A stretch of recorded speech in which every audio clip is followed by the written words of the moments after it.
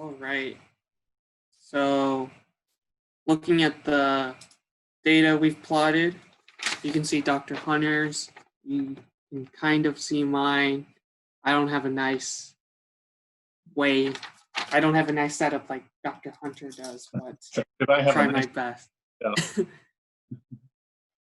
So probably one of the first patterns you noticed was that after hydrogen with its one electron, we always had this similar peak or data that had two electrons, and it always kept increasing in ionization energy. So you mean this bottom line down the bottom here? Yeah. Mm-hmm. Yeah. So that's definitely one of the patterns that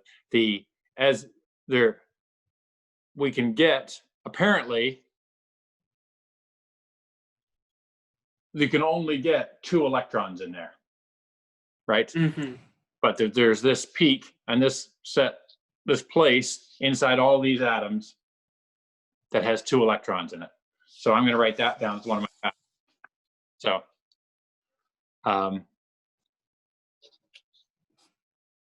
two electrons maximum. Is that showing up, by the way? Yes, it is. Yeah.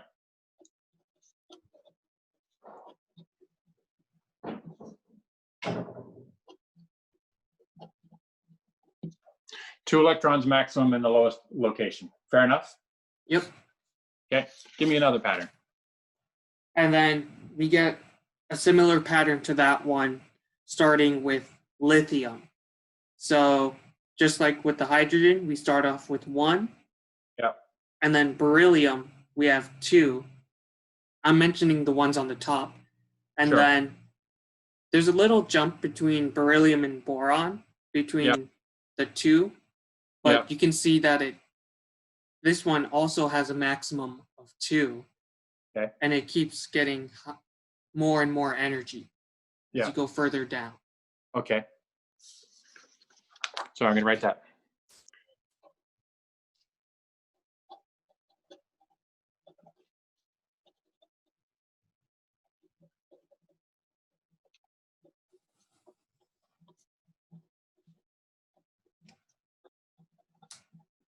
Yep, so I don't know how well you can see it on my screen, but I've kind of highlighted first two that. Can you see it? Wait a second. I'm going to unpin that one and I'm going to pin yours. Okay. Yeah, so you highlighted that one by circling it in green, looks like. Yeah, the first one in like green, the next one in a blue. Okay, yeah. On my screen, it looked a little yellow and green, but I could definitely see how you highlighted them. Perfect. Okay, let's go back to my big graph again. All right, give me another pattern. And then the next one is a little different from the last two. So you notice it with boron, B, that we start getting three peaks. Right.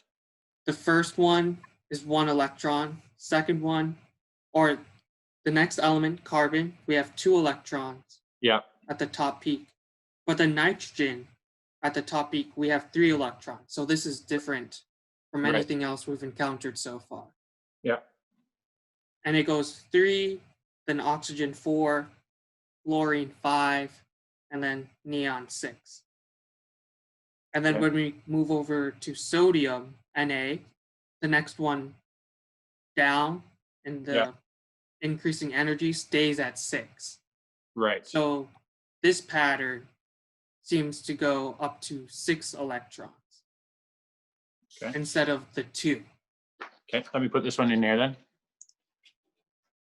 Up to 6 electrons.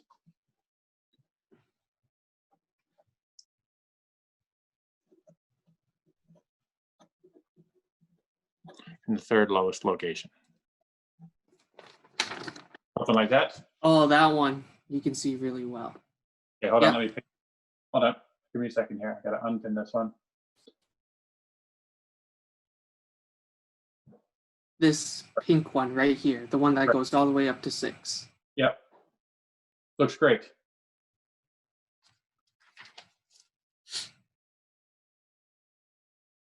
All right.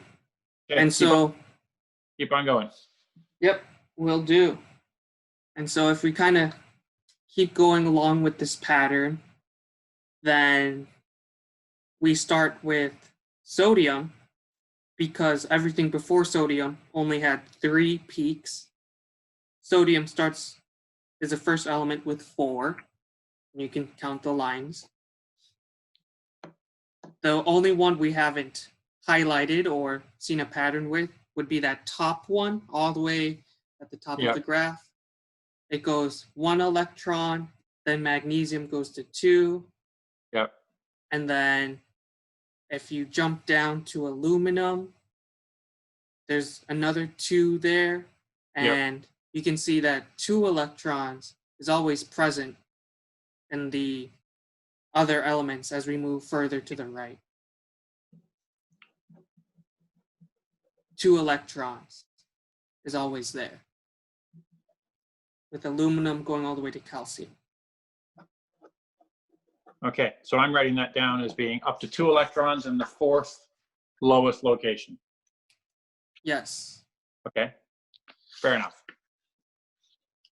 And this is kind of weird because we went from 6 to 2. Right. So you would think it would keep on increasing, but instead we're back to 2 again. Yeah. Fair enough. What else you got? The next one will be aluminum. And this is kind of a repeat with the third pattern we recognize, which holds 6 electrons. It's the same scenario with the 5th peak in aluminum and going forwards.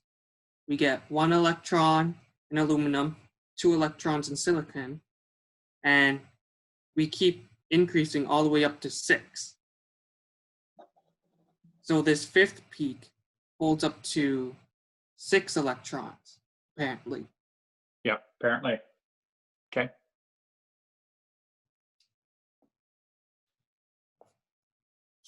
So I wrote that as being up to 6 electrons in the 5th lowest location. Yes. Okay. Are you circling that on yours? Yes, I am. I didn't show the last one, but yeah, that's all right. I'll bring it up here. Okay, there we go. Yep. So the 6 again. This one is in a darker green. Yep. And then this one's a 2. Sorry, the green is a 2, and that's the 4th one, and the red is the 5th one with 6. Yep, that works for me. Awesome. Thank you. Yep. So I want to add one other pattern in here, or at least one other observation right now, is that as we look at all of this data, there's this group, the very first one that you identified, is separated from this second group. And so it seems like we have this first group, and then there's some separation between the first and the second group, and then there's another separation before we get to the third group. Yeah, that's a good catch. I didn't even recognize that one. Yeah. So I'm going to write that as being some locations are grouped together. How about that? Yeah, that makes sense. And you could say, like, since you numbered like lowest, second, third, I guess you could group them up, right? Yeah, yeah.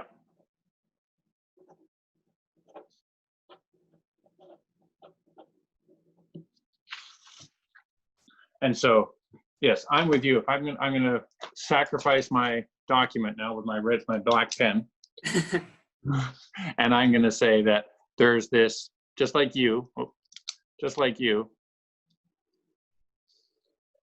I've got this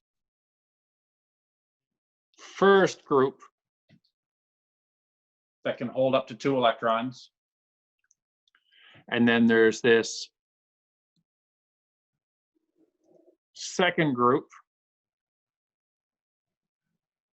that are very close to each other. And then there's a third group that are very close to each other. And just in the corner of this chart, just sneaking up here in the corner, is the start of a fourth group.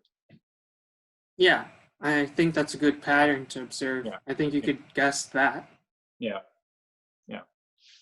So what we're going to do is we're going to try to examine some more information about the electrons in these locations and build it into, right now we just have a flat two-dimensional graph. One of the things that we'll do next is take this flat two-dimensional graph and turn it into a three-dimensional image of what these various atoms look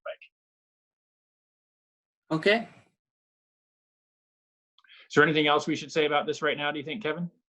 I think just recognizing this pattern is like the most important thing to see right now. I think with your grouping, actually, what's interesting is if you combine the total number of electrons or the maximum number in each group, you could say the first one can only hold 2, or the lowest group. Right. And then if you add 2 plus 6 in the second one, you would get 8 electrons. And that would be the same for the top group, or the most right group. You would also, 2 plus 6 would equal 8. Right. And people who are experienced chemists will have seen some of these patterns before, right? And some of those numbers and some of those locations will start to look for. They'll be reminded of them if they've forgotten or didn't see where we were going on this one. Mm-hmm. Yeah. And what's nice about this is this comes from an experiment, right? This is not calculated. This is you hit the various substances with the beam of light, and you measure the energy that it takes to remove a particular electron. So it's pretty raw in terms of that. It's not a lot of interpretation that's gone in beyond that. Yeah. So that's awesome. one of the reasons I like photoelectron spectroscopy, because it gives us something that these patterns, they're there for us, right? I don't need you to see them, I don't think. Yep. Okay. All right. Thanks very much, Kevin. Thank you, Dr. Hunter.